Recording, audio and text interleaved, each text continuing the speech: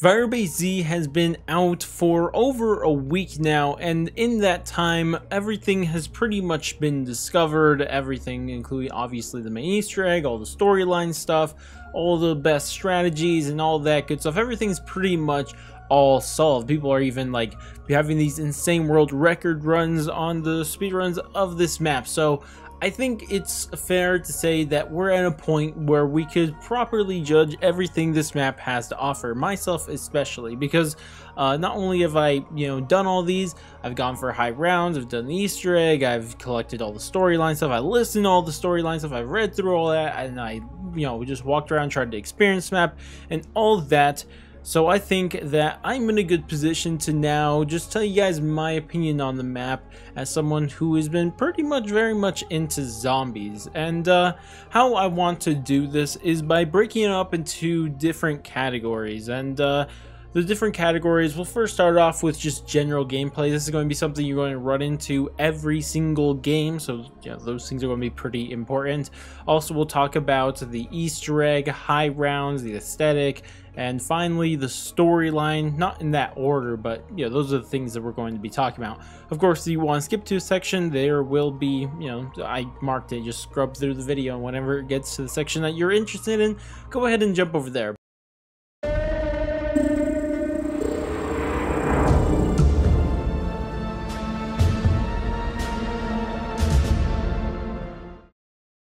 General gameplay. So as I mentioned, this is going to be the essentials to every single game. And to start at probably the most essential thing to every single game, I'm going to start off with power. And in this map, power and Pack-a-Punch is the exact same quest, so we'll just combine them into one thing right here. So how you turn on power is by going to the base side of the map, and then there'll be 3 ether reactors marked on your screen. You have to go to each individual one of these and interact with them by paying 500 points, and then from there they do a mixture of a defense and also a soul box, where you have to defend the ether reactor, but you also have to get kills, and once you get enough kills and enough souls, then you will be done and that ether reactor will be done. Of course, you have to do this 2 more times at the other 2 locations, and you will be done and you'll have power on. Pretty simple stuff. Of course, as I mentioned, this also turns on Pack-a-Punch by just simply, after doing these 3 ether reactors, returning to spawn, and Pack-a-Punch will now be available to you. Overall, I think this is a pretty good, way to turn on power, get Pack-a-Punch. It's simple, easy, and everyone can figure it out because it literally tells you how to do it each and every game you play. So I like stuff like this because I don't think that power and Pack-a-Punch should be difficult to get in zombies. They should have a little quest very similar to this, and I think this thing does the job. It has a unique way to do it, slightly changing how you would do it in the past, but it also, doesn't make it too difficult. So overall, very cool process. Next thing I would say that is probably next more important is probably your perks, because guns aren't nearly as important in this game because you spawn in with a gun, but your perks, they are very easy to get in this game, at least for how I get them, because I don't know how you guys go about getting perks, but how I get perks in this is after I turn on power, now Wonder Fizz is available to me, so that's just where I buy all my perks, which is a little weird, just to go to one place for all your perks, but I think it's pretty convenient. But I don't think this is something that should continue to be a thing in the future, and they should have a system similar to Die Maschine where you can't access Wonder Fizz until some later round, because it really does give you no reason to actually go to the unique perk locations, which is okay for this map, but I don't think it's something that they should do going forward. But the next thing I see as also being essential to general gameplay is your armor, and I actually want to combine this into the armor and crafting tables, because there is a lot of them. Because if you guys remember back to Die Maschine, there was a huge complaint that there was only 1 armor buy station in the entire map, and that's the only place you could buy your armor. And crafting table, there were only 2. So Treyarch heard those complaints, and they made it a whole lot better in this one, which I'm glad to report, because in this map there are 4 different armor locations that you could buy armor at. There's going to be 1 at spawn, 1 at offices, 1 at barracks, I believe it's called, and then weapons labs. So that's a huge step up. Really like that. It just doesn't force you to keep going to one location to buy your armor. As for the crafting tables, there are actually 5 of these, so there's going to be a very similar story: one at spawn, one at the helipad, and then one at each of the 3 defense areas: at the jungle defense, the scorch defense, and the last defense area that I'm forgetting the name right now. But regardless, there's a lot of them around the map. I think this is more properly how they should do it, because I just don't like going to one place to get my armor every single time, so this is huge ups. Now, to get to the actual layout of the map and how the map actually flows and everything, I think it flows pretty well for the most part, especially on the base area, because the base area, you have the helipad and it splits off in 3 different locations, which of course takes you to the respective ether reactors. But it's not the only way to go around the map, because all of these places, once you turn on power, will actually connect in a circle where you don't actually have to go back to the helipad to go to each of these locations once you turn on power and open all the doors, which I think has a really good flow to it, because you have multiple different ways of getting to an individual location. You have 3 different routes getting to the exact same place, and I like the options it gives you into opening the map and getting around the map, which I think is a really cool thing. The next thing I want to talk about is actually the wonder weapon, the Ray K, the Ray Gun Mark IV, whatever we want to call this thing. And before we get into how it actually performs, I think we first have to talk about how to obtain this thing, because it is interesting. It is interesting. So what I would say is just don't build it the normal way, because it is just so annoying to build it, because the quest to build this is kind of annoying. You can't really get it until round 15, because you have to wait till a mangler spawns, and when you wait for that mangler to spawn, you have to shoot his arm, and if you don't shoot his arm, he won't drop the part, and that sucks, and you have to wait for another mangler spawn. But even if you do shoot his arm and you did all the other parts that I'm not even bringing up, you have to then pick up that part and wait 2 rounds after putting the ammo thing on the charging station. So you won't even be able to get the wonder weapon by doing this I guess regular quest to get it until like round 18, which is something I don't really like. So I really don't recommend doing that, and I would probably recommend just going and doing your trials, because you'll get them after at the most 3 trials you'll have to do to get them to legendary, and you'll just get them. You also spin the box for it. Honestly, that feels better, and there's even a chance you get it from the free jug Easter egg, which is something we'll get into in a little bit. But overall, don't do the quest to build the wonder weapon. It's not worth it. Just do trials, spin the box, or literally anything else besides that. Or you could use my favorite method of getting the wonder weapon, is let someone else build the wonder weapon and scoop it up last second. Personal favorite there. You could try out yourself at home. It's pretty fun.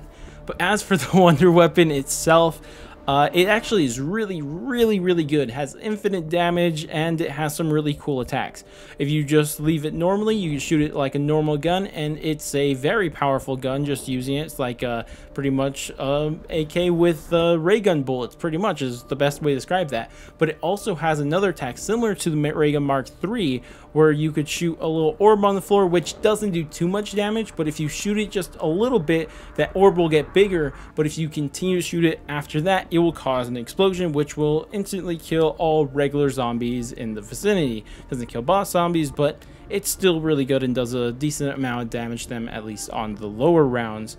The only major problem I have with it is that it's kind of clunky to use on controller, because you have to hit the up arrow to swap to the grenade launcher or the orb shooting ability, and then in order to actually do the effects that you want to do to swap back to the other effect, you have to hit the up arrow or triangle or Y, whatever you're on again, which takes a while, and it's just kind of clunky if you ask me. So besides that, it's really good. I just wish there's a faster and better way to swap between the firing methods. So that's the only major problem I have with it. Next thing I want to talk about are the assault rounds. The assault rounds are a great addition to the game, because on the lower rounds, when you run into them, it's just zombies just swarming just one area, and you have to defend the area, and it's really cool. If that's where it was, it'd be cool, but not great. But the reason I love the assault rounds is because after getting assault rounds on round 30 plus, you will be fighting Orda, which is pretty much the boss from the Easter egg, and you have to fight him. And it's really, really fun, especially the first time. Of course, one great thing I love about it is that if you know what you're doing and you know what the guns that are very powerful against it, you can actually take it out really fast, and it can actually really speed up your runs when you get these rounds. It'll be like those fast rounds where if you just focus all on Orda, then you'll be fine and you'll finish these rounds relatively fast. And also you get your max ammo and Carpenter. Absolutely great addition, really cool, love it, and I think it's one of the coolest things about the map. But for the final thing I want to talk about in general gameplay, and I guess this goes here in general gameplay, but what I'm talking about here is the free jug Easter egg. Because if you guys remember Die Maschine, they also had a free jug Easter egg where you had to do the coffin dance thing and all that. But this one, all you have to do is actually much simpler than shooting 5 orbs. You just have to stare at a bunny for a couple seconds, and don't not stare at it because I think that messes it up. But if you stare at it for enough seconds, it'll fly at you, do a little jump scare, and then you'll be teleported into this dark room. And it's really, really cool and really creepy. But what you have to do in there is shoot the bunny 3 more times, and then the thing will appear in the middle of the map, and you'll get Jug and all the other stuff that you did with the coffin stuff. I really wish that this arena is where the boss fight took place. Unfortunately, it didn't, and it's only for this side Easter egg, which sucks. But at the same time, I really, really enjoy it for this side Easter egg. It's a lot of work to put into this side Easter egg, but I really do love it. And I hope they continue to add these free jug Easter eggs into all maps going forward, because I absolutely love this one. The coffin dance one is super cool too, but I like this one just slightly more.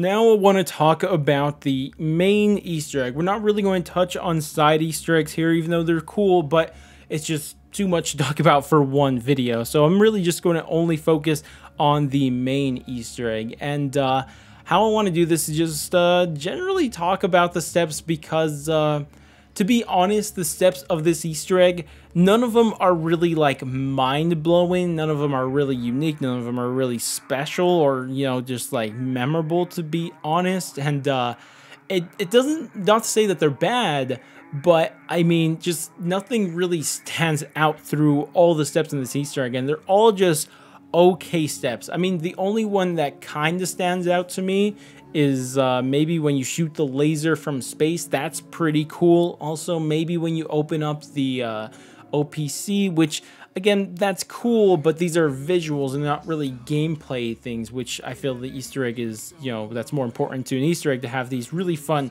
gameplay steps. But nothing really stands out. But that doesn't mean there's not any steps that are kind of annoying, which let's talk about now. The mimic step, that step is annoying. Even after knowing how to do it properly, it just sometimes doesn't work. It just doesn't work, and you'll get the wrong memory, even though you captured the mimic in the correct location and he came out from that location, and sometimes it just doesn't work, and it's super annoying. I don't know why it happens like that sometimes, but it's just not a fun step. I don't like going each round, and when you fail it one round, then you'll have to do it the next round. It's just, I just don't like it. It's not very fun. It's not fun trying to get the mimic down to very low health, and it's just not a fun step, and it's not really challenging either. It's just annoying, if you personally ask me. So not a fan of that step, but it is there. It's not the worst step in the world. It's not like, you know, maybe some of those shell and shuffle rat shooting things around the map, or maybe the valves from Garage Grove. It's not that bad, but it's annoying enough that people aren't going to have a pleasant experience doing it, especially your first time around and you don't exactly know how it works. It's going to be a pain.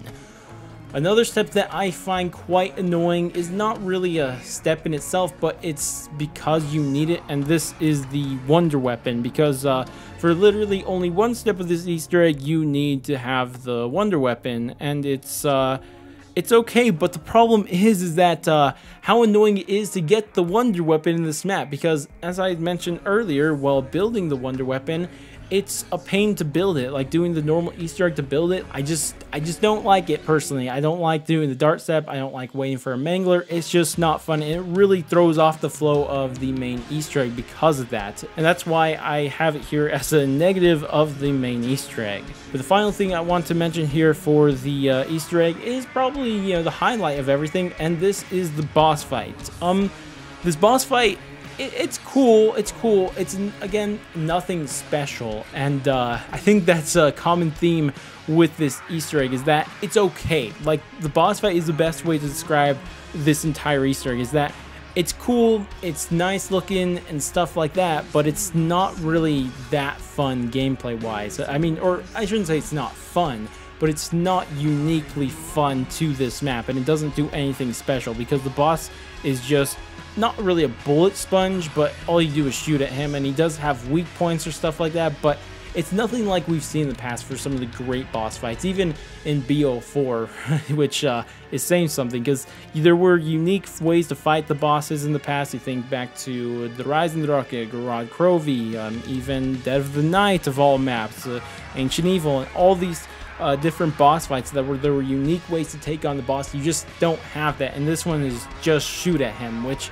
is fine. I don't have a problem with, but I just feel like this boss could have been better, and it would have been nice that if instead of fighting this boss just at spawn, maybe we fought him inside that Juggernaut room when it was all dark and everything. That I thought would have been really, really cool, but unfortunately they did not choose to use that as an arena, nor did they choose to have any really unique ways to fight this boss. And also, it's not even to mention that the boss really isn't that threatening to you. The main way everyone goes down is by the mini bosses attacking you while you're fighting the main boss. So it's a whole thing, not that great, but it's not bad. It's just an overall thing, and how I really feel about the Easter egg is that it's a big ball of okay. It's nothing special, nothing great, but it's not bad.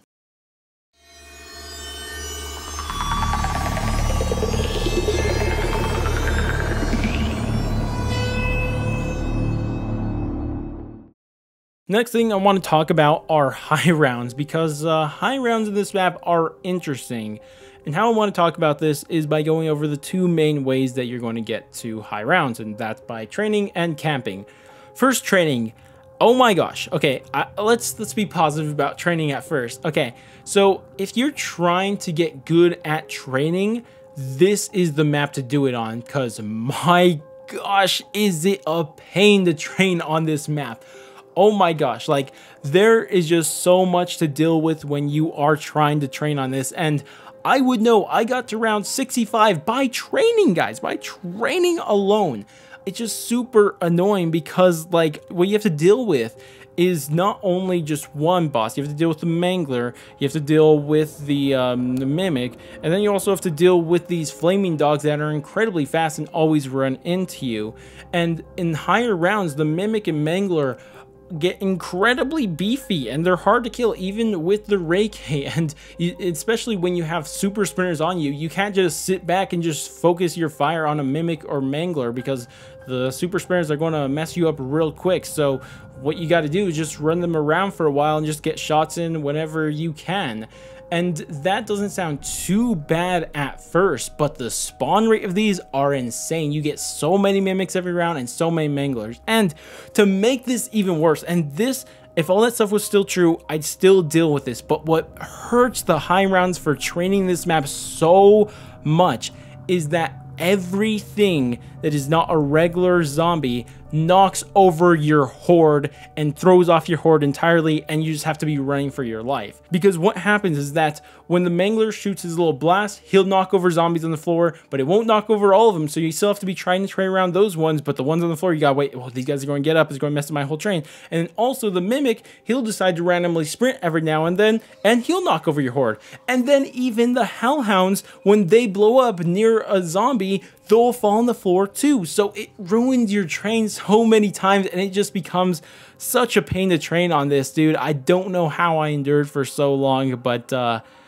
it is what it is. I don't know. I don't recommend training, but it is a thing that you could attempt to do. If you want to get good at training, yo, this is the map that you are probably going to try to do it on, because my gosh, is it difficult.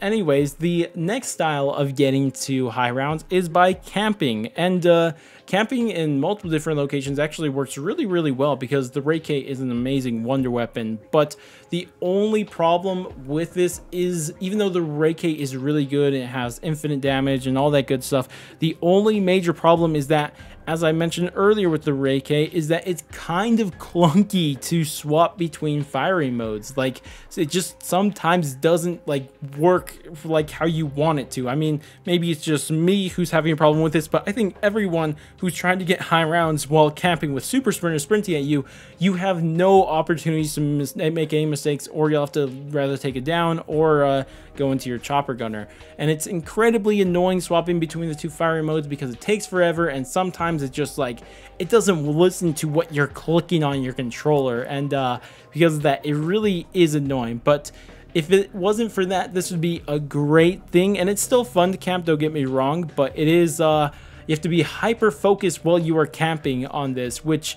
the problem with that is that that's the reason I camp for high rounds, is because I don't want to be focused the entire time. I kind of want to go brain dead type, not brain dead, but brain dumb, whatever the saying is. I don't know what it is, while I'm playing and just not really focus on what I'm doing. But you know, that's not something you could do camping in this map. But regardless, overall, high rounds are okay. Training is garbage in this, but camping is fun, but takes a lot of focus in order to do. So it is what it is. I would say it's a decent high round map, but nothing great like something that Die Maschine was.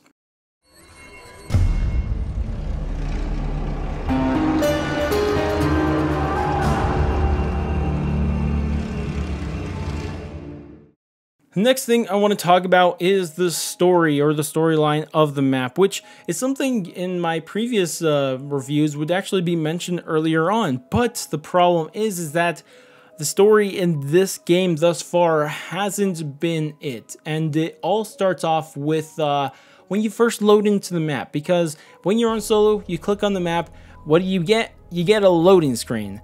This is unique to this Zombies game compared to the last few games from Treyarch, because normally what would happen is that you get an intro, but this map has no intro, and it kind of feels like we teleported all the way back to Black Ops 1, where we didn't have intros to our zombie maps, but even some maps there had intros. So it's kind of weird that we don't have them. And not only is it like Die Maschine, where you just didn't get the intro, there's literally no intro to this map. It's kind of weird that we don't have one at all, and I feel like intros are really good to set up the story of a map, that without them, people are kind of lost when they first get in if you're not a hardcore into the storyline. Next thing about the story, and I don't want to spend too much time on this because I've made videos about this on multiple different occasions, but a huge hit to the story is that we do not have a canon or a proper playable crew to our maps, and instead we play as operators. This really hurts the story because you really don't have any, not only personality to the characters, but more than that, you don't really have that reaction to the different things going on in the map that we used to have in the past. Because like in this map, when your operators see the boss zombie for the first time, like the final boss fight, you don't really have any reaction to them. And you compare that to like any other map that you've played ever, you could hear the characters are like, what's going on here? What is that big old thing? Stuff like that. But in this one, our characters don't have any reaction. We don't have any reactions to teleporters, the laser coming down from the sky, Peck's, kind of betrayal, but it's not really betrayal because we were using, all that truth serum on him. And then especially what hurts me the most about this is when Samantha came out of the Dark Ether and all our operators did was just stand there looking up, dude. It's just so bad, and it really hurts the story so much with the lack of proper canon characters. And instead we have these operators that have no reaction to anything inside the map, and it really does hurt the story. The next thing we gotta talk about with the story is also unfortunately not a positive, and it's that it feels like most of the story is told through intel that you find in the map, whether they be radios, audio logs, documents, or whatever they may be. And don't get me wrong, I love the audio logs, I love all that stuff. I just like that stuff inside the game because it gives more depth to the story, gives some background of things that we didn't know we needed to know the background to, and all that stuff. I really like that. but it feels like that's how we're getting our main source of story. Don't get me wrong, the cutscene or the ending cutscene and the pre-boss fight cutscene do give us some story, but they're not really explaining anything. They're just showing us what we did, and because of that, I feel like the main way we are getting our story is through the intel, which I don't think is a good thing. And I think that this is a byproduct of the problem I mentioned just a second ago and the lack of a canon character crew. And because of that, I think that's why we're continuing to gain most of our story from intel, which it's fine, but I feel like it should, the intel and the radios and stuff like that should be expansions on the story for a hardcore audience, not for everyone to get any interest in the story. And it brings up that problem that Treyarch's always had, that it's really difficult to find what's going on in the story unless you're a hardcore into the story and you're looking for the intel and you're trying to hear all the intel and stuff like that. But I don't know. Anyways, for the final thing, and this is something I mentioned multiple times already, this are the cutscenes. The cutscenes, they're actually really cool, even though we don't have an intro. The two pre-fight cutscene and the also ending cutscene are actually really cool, minus the operators. And I really like all the visuals. Seeing Samantha for the first time in a map is insane, to say the very least. Absolutely loved seeing that, seeing her emerge from the dark ether, all days and everything. That stuff is absolutely amazing. Of course, seeing that then the OPC overloads and then you have to run to spawn, and then there's a boss zombie waiting for you. That looks incredibly cool. But then for the ending cutscene itself, you go drive on a vehicle, you get some storyline stuff, and it's really cool. Overall, really cool cutscenes.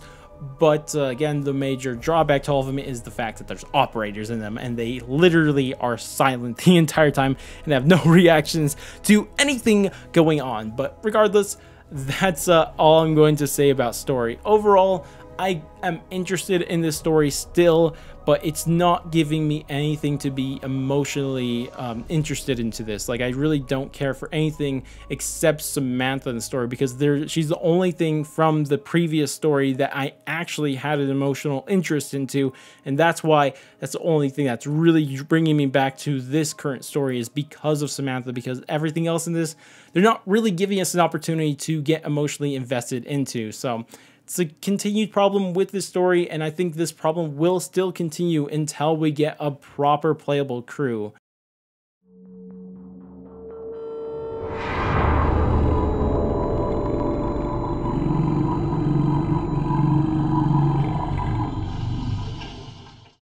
The aesthetic. So the aesthetic is just the looks, the hearing, and just everything that the vibes the map gives off is what I'm talking about here. And that's for how the map looks. It looks amazing. I love how the sky looks. It has a real contrast to it, kind of similar to Gorod Krovi, and I absolutely loved the look of Gorod Krovi. Love this one too. I felt like the contrast felt more proper in Gorod Krovi, because that was a whole desolate place, like it was supposed to be Stalingrad in the middle of the war. That's where millions of people died and stuff like that. But this one is also still really cool, the whole look of it, and it just looks really nice. But I do have some problems besides the looks. Like, the map looks the part and it looks amazing, but everything else seems to be lacking in terms of aesthetic. Like, the lack of music in this map is really hurting, and let me explain what I mean by that. Because when I say music, I'm talking about all of the OSTs that play and everything you hear. And a good example of this is if you look back to literally any BO3 map and even BO4 maps, when you would walk into a room for the first time, like the church in the Reisendrache, like you would hear a special song play, like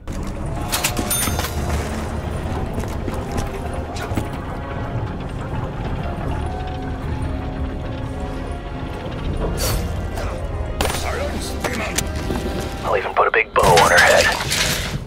Proceed with caution, team.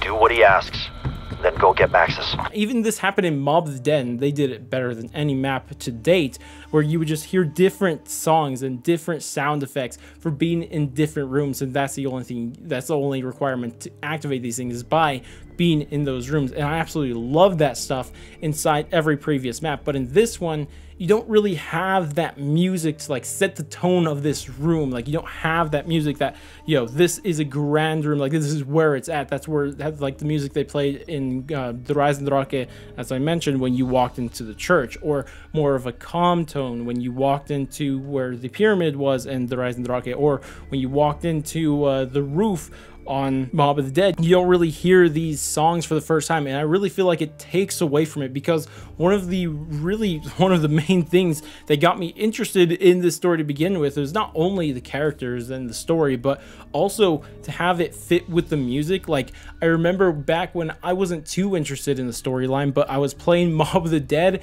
and you hear Where Are We Going, you hear the soundtracks of everything. It's just so amazing, and when you don't have nearly as much anymore, it really does drag down the aesthetic and the whole vibe of the map for me personally. I know this isn't something that is as important to everyone else, but it's something that hurts my experience of it, and I just feel like, or maybe it doesn't hurt it, I should correct myself there, it doesn't hurt my experience, but it doesn't take it to where it probably could be.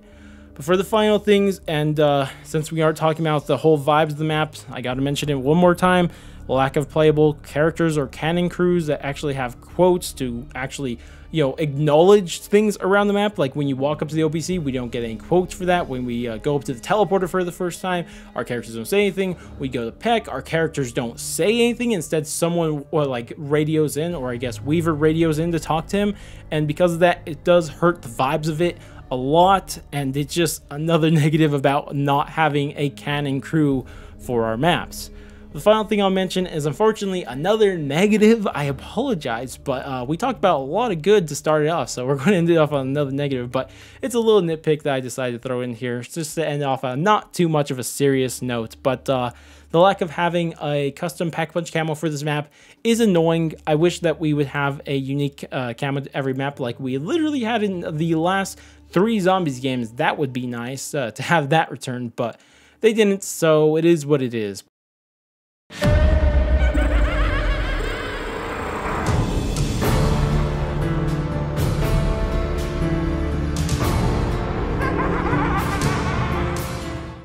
This brings me to my final decision on what I think about this map. Where do I rank this out of 10?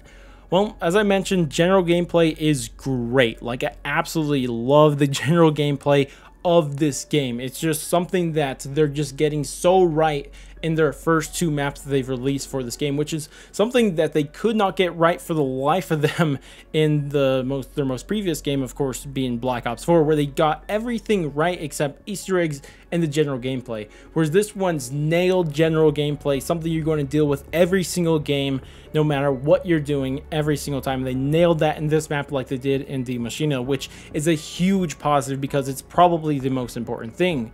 As I mentioned though, for the Easter egg is a big ball of okay, nothing really special. The storyline, it is very, very lacking and doesn't really have any reasons for us to get emotionally invested into it. It's interesting, but no reason to get emotionally invested into it. Of course, high rounds are also something that training sucks, but camping is pretty fun, but it takes a lot of focus, so I think that's kind of, it's just okay. And then finally, aesthetic, it looks amazing, but everything else about the aesthetic hurts it, and the vibes are really killed by the lack of having a proper OST to it and also not having characters. But with that said, even with those negatives at the end and the okays, I still think that Firebase Z is definitely a 7 out of 10. I think it's a solid map, and the reason I say that is because it gets the most important things right. The general gameplay is something you're going to deal with every single time you play it, and if you get that right, then everything can build off of that. And as long as you keep getting that right, I think we're going to have a great experience going forward with Cold War Zombies. But regardless, that's about it for me. I'd love to hear your guys' thoughts and opinions on the maps of your own. Do you guys love the map, hate the map? What would you rank it out of 10? All that good stuff, leave it down in the comments. But that's about it for me. If you guys did enjoy the video, definitely do all the normal YouTube stuff, like, subscribe, bell, share, and all that great stuff. But I'm going to go, and I'll catch you guys next stream, video, or whatever the heck it may be, and laters, guys.